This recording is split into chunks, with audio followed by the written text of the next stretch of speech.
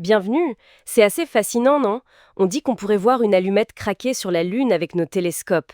Et pourtant, il a fallu attendre 1978 pour trouver une lune importante juste à côté de Pluton. Ah oui, c'est un contraste saisissant. C'est ça qui nous amène aujourd'hui à explorer des aspects un peu surprenants de notre propre système solaire en s'appuyant sur les documents qu'on a étudiés. Exactement. L'objectif, c'est de voir ce qui ressort sur Pluton, sur l'immensité de l'espace et, sur les limites de notre exploration. Et on commence fort, avec cette découverte de Charon, justement. Oui, Charon.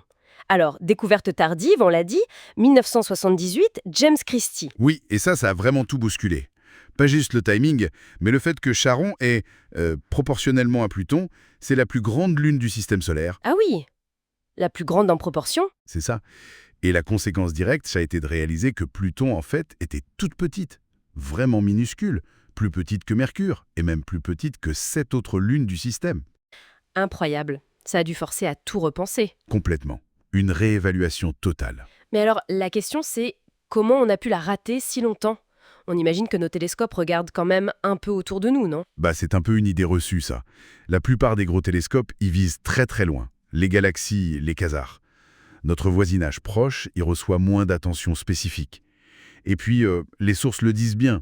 Sur les premières images, Charon, c'était juste une petite bosse.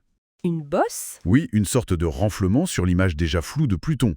Il a fallu du temps, de la persévérance et de meilleures photos pour être sûr que c'était bien un objet séparé. D'accord. Et Pluton elle-même, son histoire est assez mouvementée, non?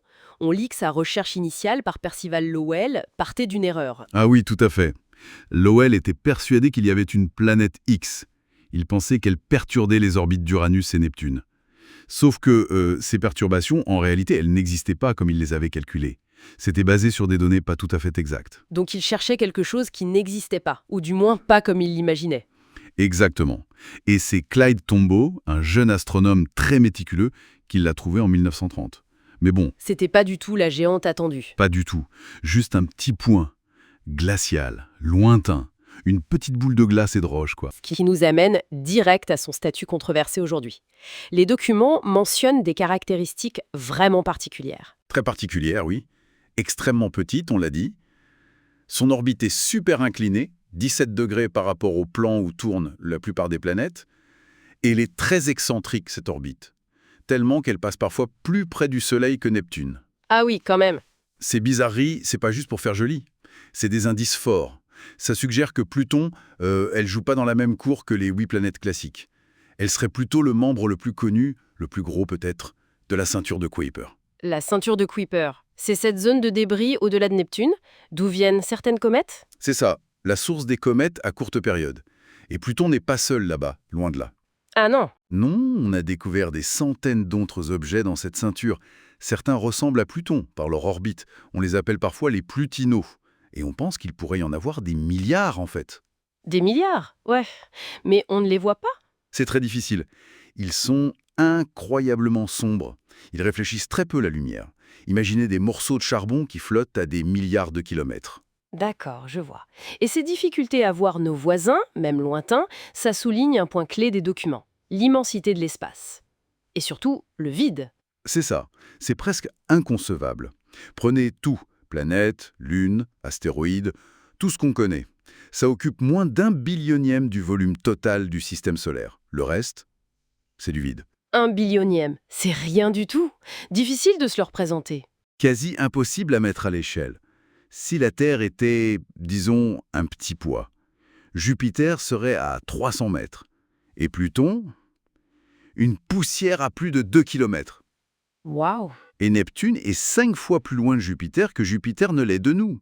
Ça donne une idée des distances? Des distances qui rendent le voyage spatial compliqué. Les sondes Voyager, par exemple. Oui, Voyager 1 et 2, même en allant très vite, environ 56 000 km/h, et en utilisant l'assistance gravitationnelle. C'est-à-dire en rebondissant sur la gravité des planètes pour accélérer. Exactement. Même avec ça, il leur a fallu 12 ans pour arriver au niveau de l'orbite de Pluton. 12 ans. Et Pluton, c'est même pas la fin du système solaire, c'est ça? Loin de là. Pour atteindre le nuage de Oort, cette immense sphère hypothétique de comètes qui entoure le système, il faudrait environ 10 000 ans à ces sondes. Et on parle d'une distance de peut-être 50 000 fois la distance Terre-Soleil. 50 000 unités astronomiques. C'est vertigineux. Et ce nuage, on n'est même pas sûr qu'il existe tel quel.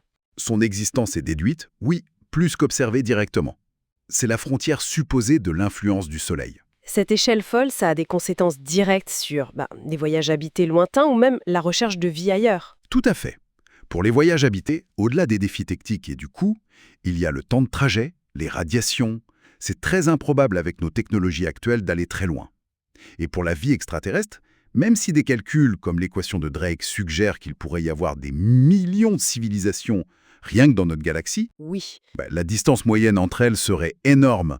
On parle d'au moins 200 années-lumière. 200 années-lumière. Donc même s'ils existent, on est pratiquement seul. C'est une forme de solitude pratique, oui. Écrasante. S'ils nous regardent, ils voient notre passé lointain. Comme disait Carl Sagan, face à cette immensité, les mondes sont précieux. C'est une belle conclusion. Alors, si on résume les points clés de ces documents. D'abord, la découverte tardive de Charon, qui a redéfini Pluton. Oui, Ensuite, le statut même de Pluton, qui montre comment notre vision évolue avec la découverte de zones comme la ceinture de Kuiper. c'est ça. Puis, l'échelle incroyable du système solaire, dominée par le vide, qui rend tout difficile, représentation, voyage. L'immensité et le vide, oui, Pleine de surprises potentielles. exactement. L'exploration commence à peine à révéler à quel point notre voisinage est complexe. Et ça laisse avec une dernière pensée un peu provocatrice peut-être. Si on a mis autant de temps à remarquer quelque chose comme Charon ou à comprendre la vraie nature de Pluton, juste là, sous notre nez cosmique, qu'est-ce qu'on pourrait bien être en train de rater d'autre? Quelle découverte fondamentale nous échappe juste parce que nos méthodes ou notre attention sont pas encore tournées au bon endroit? C'est la grande question en effet. Qu'est-ce qui se cache encore dans l'ombre ?